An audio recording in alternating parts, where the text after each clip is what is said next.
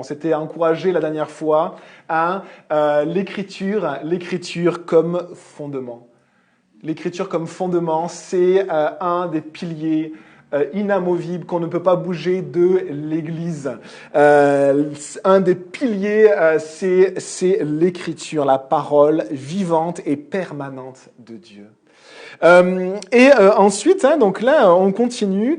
On voit au verset 4 de Actes 17, quelques-uns d'entre eux furent convaincus et se joignirent à Paul et à Silas, ainsi qu'un grand nombre de non-juifs qui craignaient Dieu et beaucoup de femmes importantes.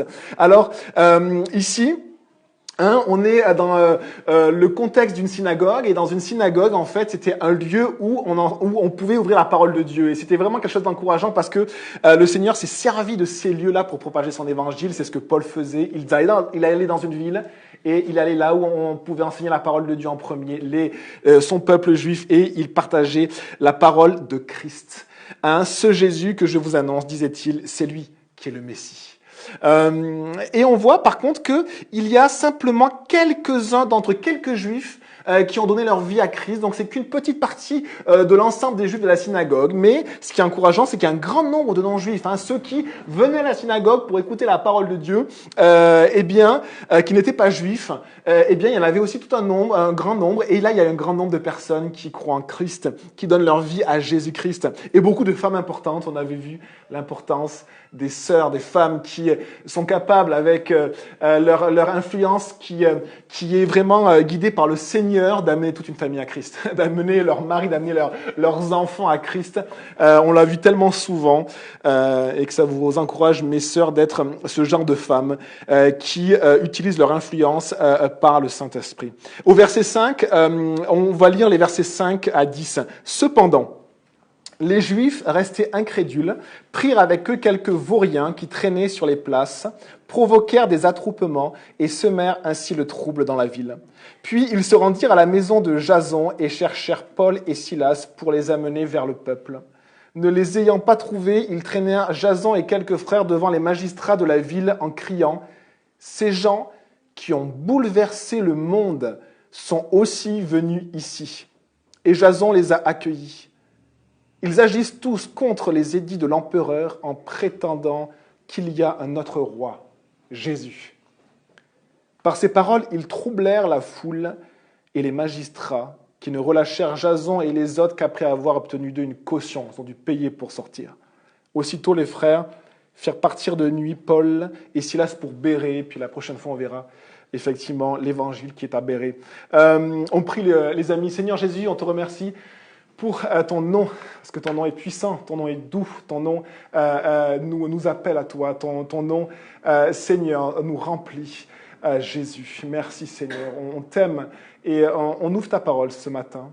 On ouvre ta parole pour t'écouter. On croit que c'est la parole vivante et permanente de Dieu, c'est pas une parole d'homme. Le Saint-Esprit, Dieu le Saint-Esprit, a agi, a écrit ces mots pour nous, et on te demande simplement d'ouvrir nos cœurs, et que nos âmes, Seigneur, puissent se laisser guider par la voix de l'Esprit qui utilise la parole de Dieu dans nos vies, dans nos âmes, dans nos cœurs. On te fait cette prière, Jésus, s'il te plaît, Seigneur. Merci, Seigneur. Amen. Et donc, on voit ici qu'il y a pas mal de troubles. Il y a des gens qui sèment le trouble dans la ville, il y a des gens qui bouleversent le monde, et il y a des magistrats qui sont troublés. Ça fait beaucoup de troubles. Et on a des gens qui n'ont rien demandé et qui doivent payer une caution et qui doivent investir même leurs propres biens pour se sortir d'une situation problématique qu'ils n'avaient pas envisagée. Et cette situation problématique, c'est que en fait, ils sont pris à partie devant les magistrats de la ville. Ils sont devant la population, la populace, la mob, comme on dit. Et ils sont sur l'agora, sur la place publique où on gérait ces affaires-là et où on gérait plein d'autres choses aussi. Et c'était peut-être des gens qui étaient connus dans la ville. Et tout d'un coup, on les accuse. Alors que eux, ils vivent dans cette ville depuis peut-être des dizaines d'années, qu'ils ont un bon témoignage, qu'on les aime bien, et tout d'un coup, ils sont accusés, ils sèment le trouble. Et ils doivent même payer. Ils doivent même payer pour finalement, on va voir, pour l'évangile. Ils sont contraints de payer pour l'évangile. Et on voit ceci, verset 5. Cependant, les Juifs restés incrédules prirent avec eux quelques vauriens qui traînaient sur les places. Les amis, quelle frustration de voir à chaque fois que Paul et Silas vont dans une ville, et même avec son premier voyage, à chaque fois que l'évangile est prêché, quelle frustration, les amis, de voir cette opposition systématique. Quelle frustration. On voit des belles choses, on voit que la parole de Dieu est annoncée, on voit des gens courageux qui ont cet appel-là d'annoncer sur les places publiques Christ. Christ est mort pour nos péchés, il est ressuscité pour nous donner la vie. Il y a des gens qui voient leur vie complètement bouleversée. Il y a des gens qui changent complètement de vie et on oublie la puissance de l'évangile. On est chrétien depuis longue date peut-être, et puis c'est peut-être un train-train quotidien d'aller à l'église. Encore ce matin, on va à l'église, les amis. L'église, c'est pas ça. L'église, la parole de Dieu, c'est pas ça. La parole de Dieu, c'est vraiment écouter Christ et être impacté par son message et voir sa vie transformée. Pour sa vie transformée, pour aller rejoindre, s'engager, pour vivre par le Saint-Esprit. Et c'est une grande frustration parce que moi, je suis presque lassé de voir qu'à chaque ville, il y a une opposition farouche qui suit toujours la proclamation de Christ. C'est farouche, c'est presque une rage, c'est quelque chose de rageux qui est là. Et à tel point, vous savez, que les personnes qui n'étaient pas à Christ vont décrire les chrétiens du premier siècle, et je cite dans Actes 28, verset 22, comme cette secte qui rencontre de l'opposition partout. C'est les Juifs qui vont dire à Paul, il va être à Rome, en prison, et puis ils vont dire, mais parle-nous de cette secte qui trouve, c'est vrai, de l'opposition partout. C'est incroyable. Pourquoi tout le monde s'attaque à eux? Pourquoi ils sont vraiment contre eux? Et la première chose que je vais vous partager, c'est que si vous ne voulez pas vivre d'opposition dans votre vie, si vous voulez une vie tranquille, tranquillement avec votre petit écran et vos petits projets, ne partagez pas l'évangile autour de vous. Ne partagez pas l'évangile et vous aurez une vie tranquille. Ça va vous mettre à l'écart et le malin va vous laisser tranquille. Enfin, je pense un moment. Un moment parce que vous savez, le malin, l'ennemi, ne se contente jamais du terrain qu'il a gagné dans votre vie. Il gagne du terrain, quand on se remet un peu dans nos affaires, quand on met Jésus en second, on est un peu plus tranquille, mais l'ennemi va continuer à grappiller du terrain pour essayer de vous enlever votre joie, de vous enlever votre simplicité, pour également, si possible, vous couper de tout ce qui est l'œuvre de Dieu dans ce monde, le royaume de Dieu, la connexion à l'Église, la connexion à la parole de Dieu et la connexion, s'il pouvait, à Christ. C'est l'œuvre du malin. Il agit, c'est son travail, il s'est donné ça comme travail, et il ne changera pas. Et il gagne toujours du terrain. Et il combat tout ce qui vient de Christ. Il combat l'Église de Christ, il combat la parole de Christ, il combat également nos couples, il combat nos familles, il combat nos églises, et c'est son travail. Et du coup, on aimerait se dire, peut-être pour être plus tranquille, arrêtons de partager l'Évangile. 2 Timothée 3, verset 12 nous dit ceci. Tous ceux qui veulent vivre pieusement en Jésus-Christ seront persécutés. Pieusement, la piété, c'est un mot qu'on comprend peut-être pas trop. Dites-vous que avoir une vie pieuse, ce n'est pas simplement avoir une vie chrétienne où je crois en Jésus, il me fait du bien. C'est pas forcément ça la piété. La piété, c'est être entièrement pour lui. C'est rechercher dans notre vie à être entièrement pour Christ. C'est rechercher que toute notre vie soit pour lui. C'est ça la piété. C'est rechercher cette proximité avec Christ, pour Christ. Et on voit que dans cette opposition, donc les Juifs restaient incrédules, on voit qu'il y a des manigances et de la manipulation. Et c'est dur parce que nous, les chrétiens, peut-être plus que d'autres, je ne sais pas, mais on réagit tellement mal à l'injustice. Ça nous met en colère. Ça nous met en colère, et vous savez, la colère, le diable l'utilise. Souvent, un ami... pasteur me disait, je suis en colère, pardon Seigneur. Pardon, on ne réalise pas que la colère fait une œuvre contraire à l'œuvre de l'esprit. L'œuvre de l'esprit ne nous remplit pas de colère. Et l'injustice qui nous remplit de colère, parfois, forcément, elle ne fait pas l'œuvre de Dieu, elle nous bloque, elle nous étouffe, elle enlève notre joie, elle enlève notre simplicité. On est tellement aigris, comme agressés par cette injustice constante. Paul et Silas vivaient à chaque ville de l'injustice. Et dès qu'ils partent de la ville où ils ont été soit battus, soit mis en prison, et on les a cherchés partout, qu'est-ce qu'ils font? Ils prêchent l'évangile le jour suivant. Ils prêchent l'évangile. Là, dans le verset suivant qu'on a lu, au verset 10, quand ils vont à Bérée, au verset 10, je vous le lis, dès leur arrivée, ils entrèrent dans la synagogue des Juifs. Faut qu'ils arrêtent. Faut qu'ils arrêtent de toujours prêcher l'évangile. Faut qu'ils arrêtent, faut qu'ils comprennent que ça crée de l'opposition, et s'ils veulent être tranquilles, qu'ils arrêtent de prêcher Christ. Qu'ils arrêtent de prêcher Christ. Et on voit que ce qui est encore plus difficile, c'est que les Juifs qui peut-être ne voulaient pas avoir ces manigances-là et ces manipulations, ils prennent avec eux des vauriens. En anglais, la traduction anglaise, c'est evil men, des hommes réellement méchants qui sont tournés vers le mal, qui sont vraiment tournés vers le mal. Et c'est la traduction grecque, méchant, mauvais homme. Et vous savez que c'est le caractère de la génération de Noé. Le caractère de la génération de Noé, ce sont des gens qui avaient tous perverti leur voie, qui avaient tellement déformé leur voie par le mal que ils étaient tournés constamment vers le mal. Ils voulaient toujours aller plus loin vers le mal. Et on voit ici que ces personnes traînaient sur les places. Donc en fait, ils sont sur l'agora. Ce sont des personnes de l'agora. On pourrait dire, mais ça peut être vraiment traduit par désœuvrés flâneurs. Et voilà, ils ont mis le travail, l'activité, une vie peut-être saine un peu de côté. Ils sont tournés vraiment vers le mal. Et ce qui est très étonnant, c'est que les Juifs, en fait, vont utiliser ces personnes-là. C'est triste. Le dimanche, c'était le sabbat, le samedi d'avant, eh bien, Paul partageait avec eux de la bonne nouvelle. Et il ne partageait pas avec colère, Paul. Il la partageait avec compassion. Et vous savez, des fois, on vit des moments comme ça d'affection, de compassion. Et quelques jours après, on a l'impression qu'on reçoit comme un poignard en plein dos. Il dit, mais qu'est-ce qui se passe? Je t'ai parlé, mon ami, juste avant. On avait passé un bon moment. Et evilment, c'est-à-dire, c'est ce que produit la méchanceté dans l'homme. Et vous savez, le cœur humain de ces hommes-là est le même que le nôtre aujourd'hui. J'avais envie de vous dire, bon, heureusement, ça se passe pas en France. Déjà, en mauvais comme ça, il y en a pas en France, parce que en France, nous, c'est le pays des Lumières, donc on est éclairé, parfois un peu trop éclairé peut-être, je sais pas, mais on est le pays de l'humanisme. Le pays de l'humanisme, c'est le pays en fait où on est bon. On est bon et on pense jamais à soi en premier, on pense toujours aux autres en premier en France, on le sait. Et on aurait aimé dire ça. Et c'est pour ça qu'il y a marqué à Thessalonique et bien sûr pas à Bourges ni à La Rochelle. Et en fait, le cœur humain, là où il y a des humains, il y a des cœurs humains.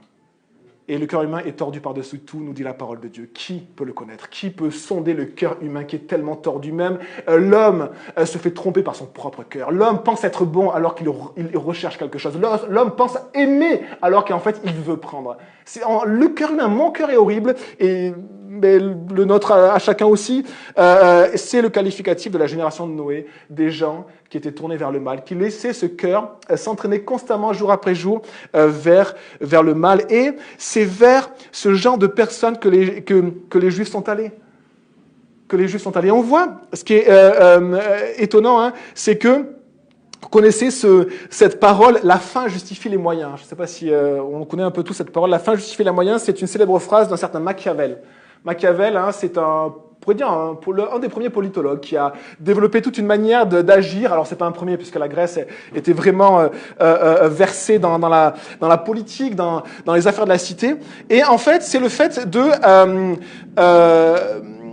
quel que soit le moyen pour arriver à une fin qu'on considère comme juste pour le pays, eh bien, on va mettre tout en œuvre pour la fin qu'on s'est fixée. Donc, si on considère qu'un objectif est bon, on prie pour les enfants, il y en a un de moins derrière, c'est pas grave.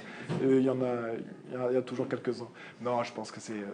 Et du coup, il y a la fin justifie les moyens. C'est cette idée, qui a été formulée, mais 1500 ans après, puisque là on est aux alentours de 40-50 après Jésus-Christ, que même si on utilise l'injustice pour arriver à une fin qui est juste, c'est bien. Les propres Juifs qui connaissent la parole de Dieu prennent des personnes qui sont vraiment tournées vers le mal pour faire taire ces voix, les voix de Paul et Silas. Ils considèrent que faire taire les voix de Paul et Silas, c'est bien. Que faire taire Paul et Silas, c'est une bonne chose. Et donc, ils utilisent tous les moyens pour le faire, et des moyens qui sont même injustes. Pour arriver, se pervertir dans un chemin injuste pour arriver à une fin juste, c'est quand même pas une parole de Dieu, ça. C'est quand même une parole du malin, c'est quand même une parole sacrément tordue. et qui malheureusement, nos cœurs tordus des fois, suivent des fois ce genre de pensée. Mais on voit l'origine de cette manière de faire. L'origine, c'est qu'ils sont restés incrédules. Regardez, les Juifs qui restèrent incrédules prirent des vauriens sur les places publiques qui traînaient pour aller provoquer des attroupements, pour faire un scandale contre Paul et Silas, qui sont restés incrédules. Et on voit que l'origine de cette opposition, que l'origine de l'opposition contre l'Évangile, c'est souvent l'incrédulité. On ne croit pas. On ne croit pas qu'on soit bon, qu'on soit riche, qu'on soit ce que vous voulez, qu'on soit diplômé. L'incrédulité, parfois, crée une rage contre la vérité. L'incrédulité crée une rage contre la vérité. C'est comme une rage. Il y a des gens qui se lèvent et ils ont une rage, ils veulent absolument faire taire la vérité. Et c'est l'incrédulité qui crée ça. L'incrédulité.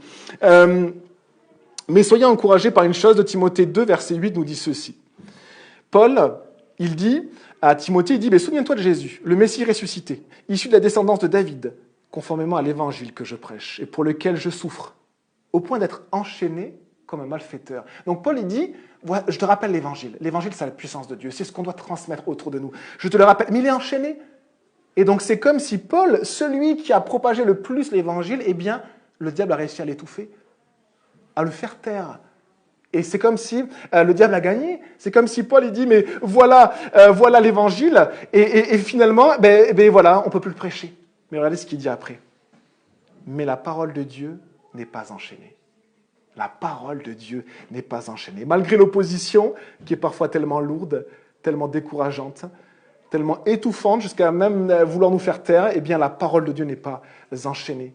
Nous portons en nous-mêmes quelque chose qui ne peut pas être mis en prison. Nous portons en nous-mêmes quelque chose qui ne peut pas être mis en prison, qui ne peut pas être lié, qui ne peut pas être étouffé, qui ne peut pas être tué. Et ce que nous portons en nous-mêmes, c'est la parole de Dieu. La parole de Christ ne peut pas être enchaînée. Ça veut dire que vous êtes des personnes libres, profondément libres en Christ. Puisque la parole de Dieu, en fait, elle libère, c'est ce que dit Christ. Ils connaîtront la vérité, la vérité les affranchira. La parole de Dieu libère. Si vous portez la parole de Dieu en vous, vous êtes des personnes libres. Même si un jour vous vous retrouvez en prison, vous êtes libre. Même si à un moment donné on vous demande de vous taire, vous êtes libre. La parole de Dieu n'est pas enchaînée. Elle nous libère. Partageons-la. Partageons la parole de Christ. Partageons-la jusqu'à même notre dernier souffle. Et si cette opposition peut-être vous étouffe, rappelez-vous ceci, la parole de Dieu n'est pas enchaînée. Notre âme a été libérée par Christ.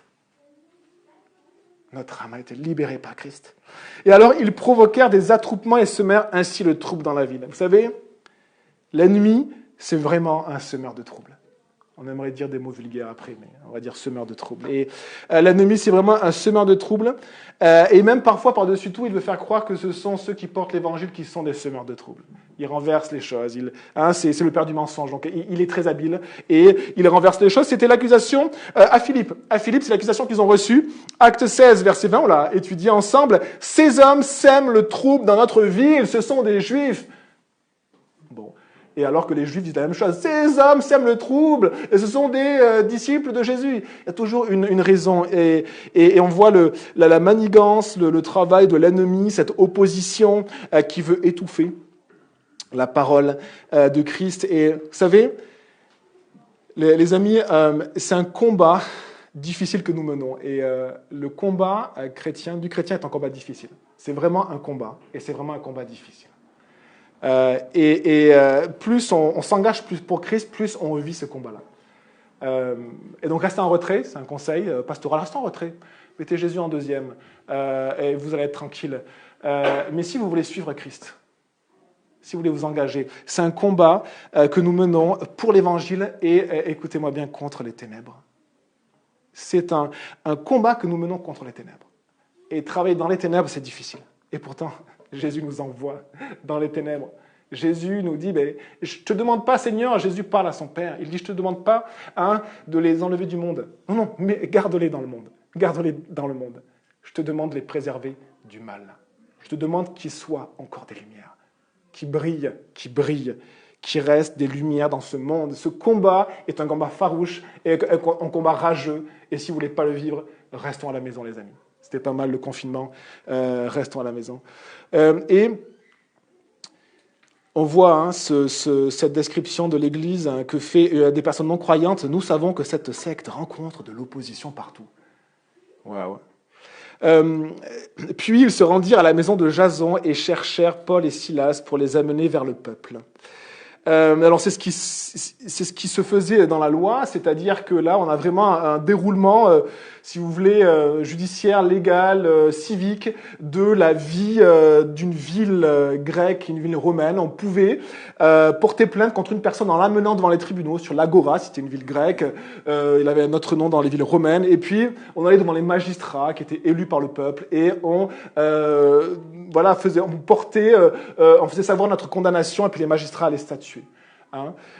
Et puis, on sait également que si l'affaire était trop importante et ne pouvait pas se régler dans la journée, le magistrat il pouvait imposer aux personnes qui étaient accusées de payer une caution. C'est exactement ce qui se passe, de payer pour être libéré de ce procès parce que finalement, on réalise qu'ils ont quand même quelque chose à charge contre eux.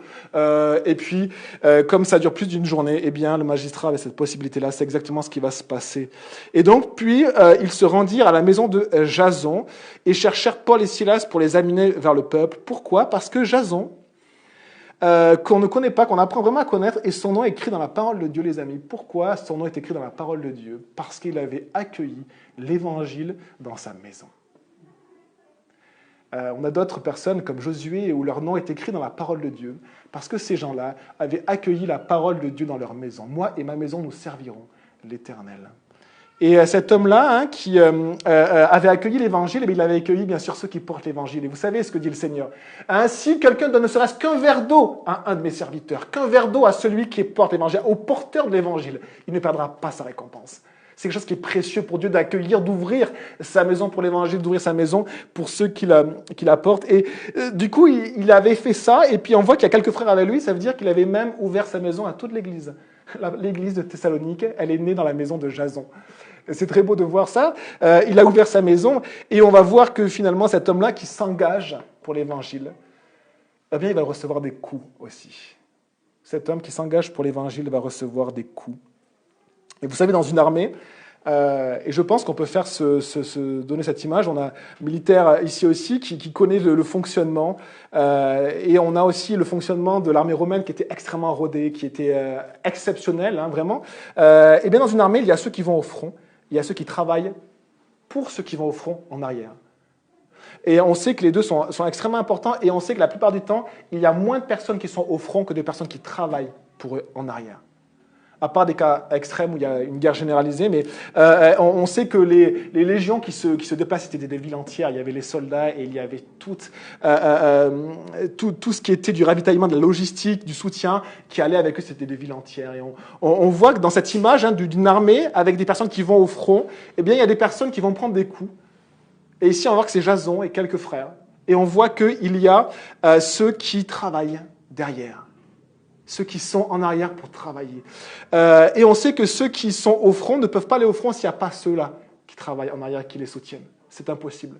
On sait dans le ravitaillement, une des tactiques de l'armée, c'est de couper le ravitaillement de l'autre pour pouvoir que l'armée qui combat soit à la merci. On coupe le ravitaillement, on coupe les personnes qui soutiennent. Et les personnes qui soutiennent, les amis, c'est l'Église. Ça s'appelle l'Église. L'Église soutient ceux qui vont au front. Elle les soutient dans la prière, elle les soutient avec leurs biens. Financièrement, elle les soutient, elle veut donner pour les personnes qui sont au front. Et Paul va décrire comment c'est au front. Vous savez, on a beaucoup de lettres, par exemple, de ce qu'on appelle les poilus qui étaient de la Première Guerre mondiale, ou aussi de soldats de la Deuxième Guerre mondiale. On a des lettres comme ça qui reviennent comment c'est au front. Eh bien, Paul va dire comment c'est au front, dans cette bataille contre les ténèbres. Il va dire de Corinthiens 4, verset 8, « Nous sommes pressés de toutes parts, mais non écrasés, inquiets, mais non désespérés, persécutés, mais non abandonnés, abattus, mais non anéantis. » Il décrit vraiment une situation au front. Il décrit vraiment quelqu'un qui combat. Et regardez, persécuté, mais non abandonné. Le soutien est là. Le soutien est là et ça fait une différence capitale pour ceux qui sont au front, de ne pas être abandonnés. L'importance du soutien de l'Église. Alors, ne les ayant pas trouvés, donc ils cherchent Paul et Silas, là, et du coup, ils vont dans la maison de Jason, ils savent que Jason a ouvert sa maison à Paul et Silas, à l'évangile. Eh bien, ne les ayant pas trouvés, ils traînèrent Jason et quelques frères devant les magistrats de la ville. Alors, mince, on pourrait se dire, ils voulaient taper Paul et Silas, ils ne les trouvent pas, donc ils en prennent d'autres pour taper dessus. Et c'est vraiment ça. Et on a ici peut-être deux choses, les amis, on a, je crois, à la fois un modèle de leadership, assez étrange, se faire taper dessus, et une implication pour l'évangile aussi, qui concerne vraiment tout le monde. Et le modèle biblique que l'on essaie de suivre dans Calvary, le modèle biblique du leadership, hein, c'est que un leader d'église, un pasteur, et après un responsable, hein, doit être capable de prendre des coups à la place des autres. Vous savez la différence entre un mercenaire et quelqu'un qui sert vraiment le Seigneur comme un berger ou comme un responsable, comme un leader pour Christ, eh bien, c'est que le mercenaire, lui, il veut une place. Il recherche quelque chose. Donc, il veut une place, il veut de l'argent ou simplement d'être vu ou je ne sais quoi, ou à faire ce qu'il a envie lui. Mais quand les choses se passent mal, quand le loup vient pour attaquer les brebis, lui, il part. Et une personne que Dieu a placée comme leader dans une église, comme responsable, eh bien, lui, quand le loup vient, eh bien, il vient et c'est lui qui doit prendre les coups. Et c'est son rôle. Et c'est son rôle. Et les amis, il y a beaucoup de pasteurs qui ont dit aux gars, dans leur famille, ils ont dit aux gars, vous êtes les pasteurs de vos familles. C'est à vous de prendre les coups. C'est ça un responsable. Le responsable, c'est celui qui prend les coups à la place de sa famille. C'est jamais lui qui les donne, c'est lui qui les prend à la place de sa femme, à la place de ses enfants. C'est le même modèle biblique du leadership, de la responsabilité. Et vous avez ici vraiment ce beau modèle parce que Paul et Silas, on pourrait dire, sont les pasteurs itinérants qui annoncent l'évangile, des évangélistes. Et après, bien en fait, l'église se construit et il y a des nouveaux responsables qui naissent. Et on va voir que, est-ce que Jason est un vrai responsable? Ben oui, il va prendre des coups pour tout le monde. À la place de Paul et Silas, à la place de ses amis, à la place de l'Église. Et c'est ça, un responsable. Et le Seigneur donne aussi les ressources. Parce que c'est un modèle biblique de sécurité, de structure, d'équilibre. Hein, cette responsabilité qui vient avec ce rôle-là. Et on a du coup également, hein, avec ce modèle de leadership, on a aussi un modèle d'implication. Parce que Jason et les frères qui vont être embarqués, ce sont des personnes qui se sont impliquées pour l'évangile. C'est parce qu'ils se sont impliqués pour l'évangile qu'ils vont vivre cela. S'ils ne s'étaient pas impliqués, ils n'auraient pas vécu cela. Hein? Quiconque veut vivre pieusement pour Christ sera persécuté. Si vous voulez vivre vraiment en donnant tout à Christ, vous serez persécuté. C'est une règle que le Seigneur a donnée, que les apôtres enseignent à leur tour, et ils annoncent cela pour les personnes qui veulent servir Christ. Hein? Eh bien, Jason a ouvert sa maison pour l'évangile, et donc avec sa vie de piété, qui ne consiste pas simplement qu'à recevoir, mais aussi à s'impliquer entièrement. Vous savez que la vie d'un chrétien, ce n'est pas une vie simplement qui reçoit. Hein, on est très consommateur dans notre modèle sociétal actuel, on est des consommateurs. Et on est des consommateurs aussi d'église, on est des consommateurs de messages, on est des consommateurs de pasteurs, on est des consommateurs d'enseignants, on est des consommateurs de plein de choses. Eh bien, le modèle biblique du chrétien n'est pas un consommateur. C'est quelqu'un qui se ressource, qui se nourrit dans l'Église, qui se nourrit par les enseignements des responsables. Mais c'est un modèle où la personne, en fait, elle reçoit, mais toujours pour donner, s'impliquer. Et vous savez, Paul s'est impliqué d'une manière incroyable. Il a, je pense, un peu tout donné dans sa vie. Alors, on n'aime pas prendre l'exemple de Paul, parce que ce sont des gens, on a l'impression, extrêmes. Mais vous savez, il y a une chose que je peux vous dire, c'est qu'il a beaucoup reçu. À la fois, il a beaucoup donné, Paul, mais il a beaucoup reçu. Et c'est quelque chose que on voit et qu'on vous témoigne avec Lydia, avec ma femme, c'est que, en fait, plus on donne, plus on reçoit. L'inverse n'est pas forcément vrai. Plus on reçoit, plus on donne, ça ne marche pas souvent comme ça. Si vous voulez recevoir, les amis, donnez. Plus on donne, plus on reçoit. Et c'est un pas de foi de donner. C'est un pas de foi parce que quand on donne, on a besoin de ce qu'on donne. Non, c'est à moi. Ah, ça part là-bas. Ah. Donner, c'est se mettre en difficulté, c'est un pas de foi. Et celui qui donne, les amis, il le reçoit au centuple. Ce n'est pas l'évangile de prospérité, parce que ce que vous allez recevoir, vous ne le maîtrisez absolument pas. Ça sera des choses que Dieu aura choisies, peut-être des choses juste spirituelles, juste une vie avec Dieu, mais on reçoit tellement, tellement, tellement, et on reçoit trop. Et des fois, on reçoit tellement avec Lydia qu'on se dit, mais oula, il va falloir qu'on donne, encore, parce qu'on a trop reçu. Les amis, je crois que c'est un modèle biblique de l'Église des chrétiens. Hein. Pas une consommation, mais le fait de donner pour recevoir. Et donc, on voit... il traînait un Jason et quelques frères devant les magistrats de la ville en criant. Ils sont vraiment rageux, avec ces vauriens à côté qui ne devaient pas forcément être des personnes où on peut vraiment discuter tranquillement avec eux, les ramener à la raison. Bonjour, on va s'expliquer. Je pense que ça ne se passait pas comme ça, c'était juste rageux. Vous savez, comme des fois j'ai une image de chiens qui veulent juste mordre. Tu sais, ils sont super haineux, on arrive à côté, puis ils veulent nous mordre. On se demande pourquoi, on ne les connaît pas, ces petits chiens. Et à un moment donné, ils veulent nous mordre. Et on ne peut rien faire. Et des fois, c'est cette situation-là où il y a une horde de personnes qui veulent mordre, et ils crient, ces gens qui ont bouleversé le monde sont aussi venus ici. Ils parlent de Paul et Silas. Ils ont bouleversé le monde, ils disent. Bouleversé.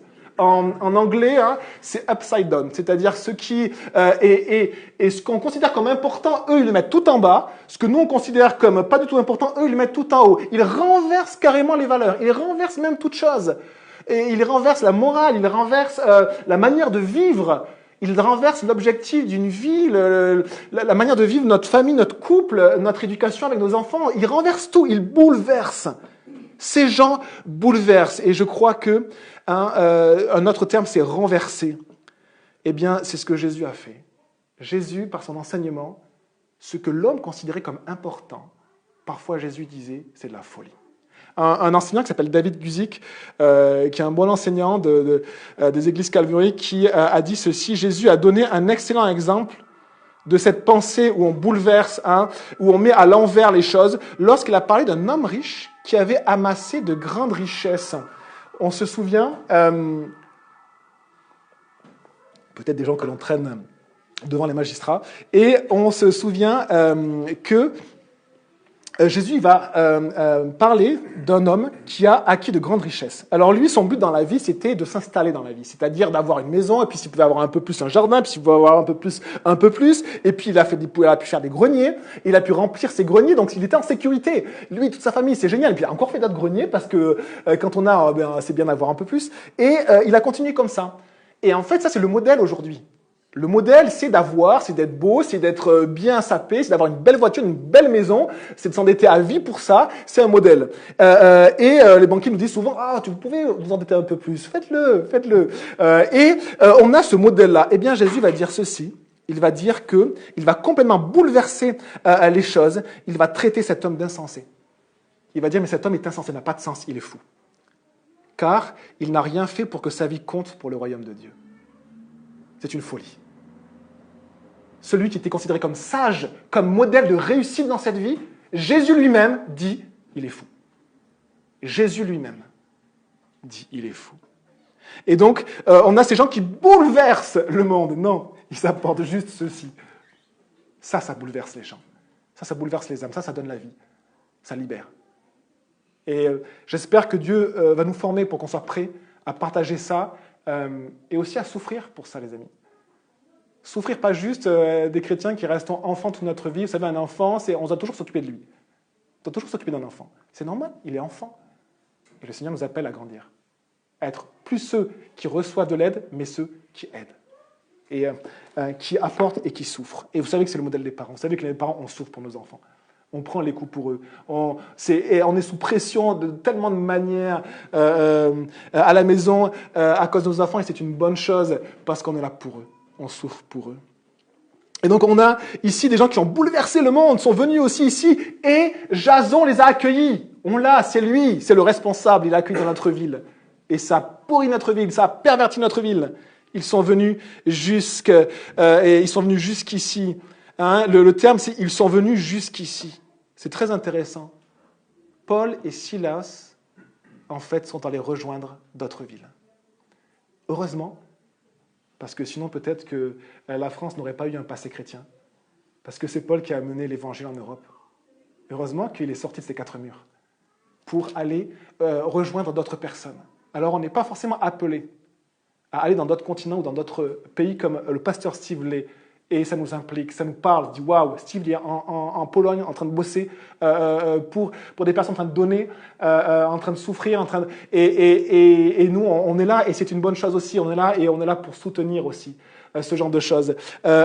Mais on est appelé à sortir de nos quatre murs pour rejoindre les gens qui sont autour de nous en premier. La mission commence pas en Afrique, en Asie ou en Ukraine, même si là on veut aider pour cela. Mais la mission, elle commence autour de nous. Elle commence quand on sort de sa maison et quand on veut partager cet évangile autour de nous. C'est la mission. Quand on veut aider notre ville, quand on veut aimer notre ville et se demander comment je peux aider pour ma ville.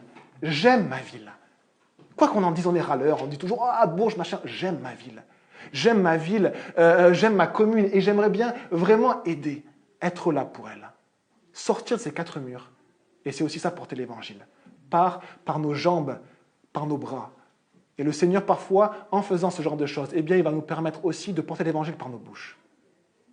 Par nos bouches. Et on a ici ceci, excusez-moi, j'oublie souvent de citer La Rochelle, mais bien sûr, La Rochelle, c'est pareil. J'espère que vous aimez votre ville. J'espère que vous voulez vous impliquer pour votre ville. J'espère que vous voulez aussi souffrir pour votre ville et pour l'évangile de Christ.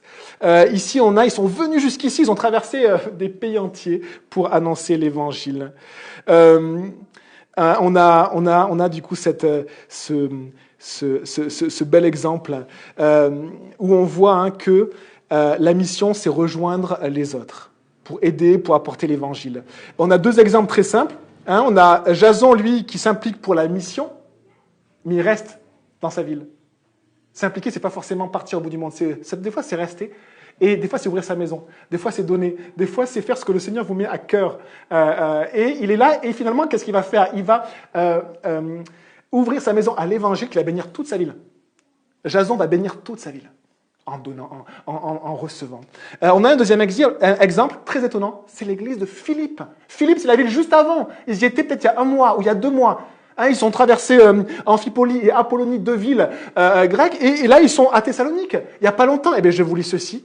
Philippiens, je vous le lis, Philippiens 4, verset 15, Paul dit, « Vous le savez vous-même, Philippiens », il parle à Philippe, « au début de la prédication de l'évangile, c'est ce qu'on a vu, lorsque j'ai quitté la Macédoine, aucune église n'a pris part avec moi à un tel échange de contributions. Vous avez été les seuls à le faire. À Thessalonique déjà, et à plus d'une reprise, vous m'avez envoyé de quoi pourvoir à mes besoins. » Paul n'a jamais rien demandé. Paul n'a jamais demandé d'argent pour lui. Jamais. Une fois, peut-être il a demandé pour des personnes dans une église peut-être, mais jamais pour lui. Jamais pour lui. Et il s'attendait au Seigneur et il recevait ce dont il avait besoin. Parce qu'il y avait des églises qui étaient là pour la mission, pour soutenir. Et Philippe, c'est une toute jeune église. Une église peut-être de quelques familles, on ne sait pas. Elle n'était pas grande, ils ne sont pas restés longtemps puisqu'ils ont été mis en prison et mis dehors à Philippe. Et bien c'était une jeune église qui avait déjà commencé à donner. Donner pour Paul. Et c'est vraiment beau de voir ça parce que qu'est-ce que faisait Paul? Eh bien, il utilisait cet argent pour annoncer l'évangile, pour rejoindre les gens, pour sortir de nos 4 murs et annoncer l'évangile. Je finis, les amis, je ne veux pas aller plus loin dans l'enseignement ce matin, je vais simplement conclure avec cette église de Philippe, cette jeune église, petite église, qui trouvait son plaisir à donner. Vous savez, quand à Saint-Valentin, quand vous achetez des fleurs pour votre femme, vous le faites une fois par an, beaucoup plus, mais une fois par an, et vous avez plaisir d'offrir. Donc on a le plaisir d'offrir, on offre. Bon, ça m'a fait sourire. Mais est-ce que nous, on a vraiment le plaisir de donner dans notre vie? Est-ce que c'est vraiment un plaisir ou est-ce que c'est un arrachement? Est-ce qu'on a l'impression qu'on est sur le bio et qu'on nous prélève un organe? Ou est-ce qu'on réalise ce que Paul disait, ce que les apôtres disaient, ce que les chrétiens disaient, Paul a dit ceci, Acte 20, verset 33, à la fin de son ministère. « Je n'ai désiré ni l'argent, ni l'or, ni les habits de personne. » Il est franc. « Vous le savez vous-même, les mains que voici ont pourvu à mes besoins. » Et peut-être qu'il montrait ses mains. Regardez mes mains calleuses, là. Moi, j'ai fait des temps toute ma vie. Et je galérais. Je galérais parce que je devais aussi annoncer l'évangile. Et il dit ceci, et à ceux de mes compagnons aussi. En tout, je vous ai montré qu'il faut travailler ainsi pour soutenir les faibles et se rappeler les paroles du Seigneur Jésus. Puisqu'il a lui-même dit, il y a plus de bonheur à donner qu'à recevoir. C'est donc l'évangile qui est noté en fait à la Saint-Valentin, je ne savais pas. Paul a beaucoup donné dans sa vie et il a beaucoup reçu. Et on va simplement prier les amis. Seigneur Jésus, on te remercie pour ta parole. Et on veut te demander qu'elle fasse une œuvre silencieuse et puissante dans nos vies cette semaine. Que tu nous rappelles ta parole, pas mes mots, Jésus, s'il te plaît, mais la parole de Christ, la parole de Dieu. Que tu nous reprennes, que tu nous encourages, que tu nous édifies, que tu nous fasses avancer, que tu nous fasses franchir le pas d'après, que tu nous montres, Seigneur, pour continuer à avancer sur le chemin, que tu nous fasses repartir, que tu nous réveilles, Seigneur, par ta parole permanente et puissante. Ah, on veut te dire merci, Jésus, pour ta présence, pour ton esprit, pour ta parole. Bénis les amis de La Rochelle, on les aime, bénis-les. Et merci, Seigneur, parce que toutes grâces sont en toi. Et on peut vraiment avoir tout soutien dans tes bras. On veut avoir une vie pieuse. On veut vraiment apprendre à te donner plus, Jésus, pour toi. Merci, Seigneur. Sois loué, Jésus. Amen.